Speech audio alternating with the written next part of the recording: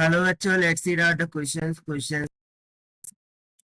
The temperature at which the mean kinetic energy of the molecules of gas is 1/3 of the mean kinetic energy of molecules at 180 degrees Celsius is. So यहाँ पर हमसे बोला जा रहा है कि temperature जहाँ पर mean kinetic energy of molecule है वो 1/3 हो जाए of the mean kinetic energy of the molecules at 180 degree Celsius, वो हमें निकालनी है। और चलिए स्टार्ट करते हैं सोल्यूशन से। But before of its, let's talk about the key concept which we are going to use here for this question. तो सबसे पहले तो हम यहाँ पर लिख सकते हैं कि kinetic energy is nothing but equals to 1/2 mv का स्क्वायर होता है। और सेकंडली हम यहाँ पर लिखेंगे कि जो काइनेटिक एनर्जी है this is directly proportional to temperature. तो सेकंड फॉर्मूले को हमने किस तरीके से डिवाइड किया, मेटल सरफेस है जिसमें इलेक्ट्रॉन्स है, ठीक है। अब हम क्या करते हैं, इसको हीट कर रहे हैं, यानी कि हम टेम्परेचर को इंक्रीज कर रहे हैं। सो इस कारण से जो इलेक्ट्रॉन है वो हरकत में आ जाते हैं और उनकी वेलोसिटी क्या करती है, इंक्रीज कर जाती है, जिसकी वजह से ये रैंडमली इधर उधर इस तरीके से फास्ट फास्ट मूव करने लग जाते हैं।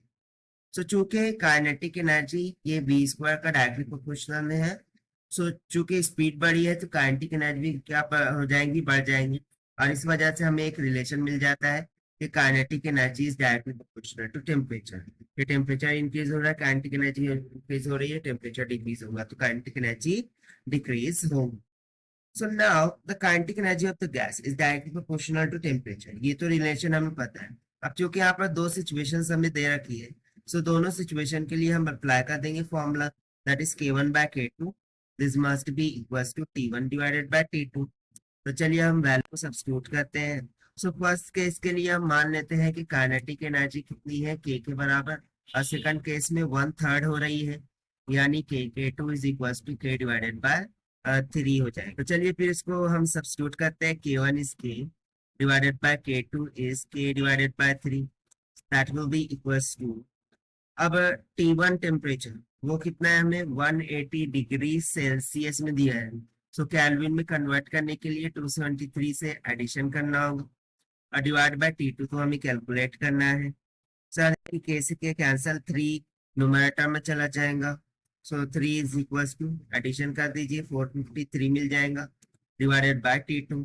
से यहाँ से मुझे T2 का मान कितना मिल गया, 3 से डिवाइड करेंगे, 3 1 3, 3 5 15, 3 1 3, यानी कि 151 केल्विन की।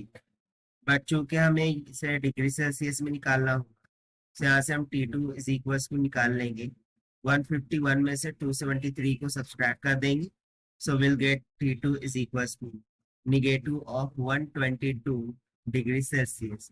और यही हो जाएगा हमारा required answer for this question, जो कि हमने फाइंड किया by using the relation of kinetic energy is directly proportional to the temperature. So as per the given option A is correct.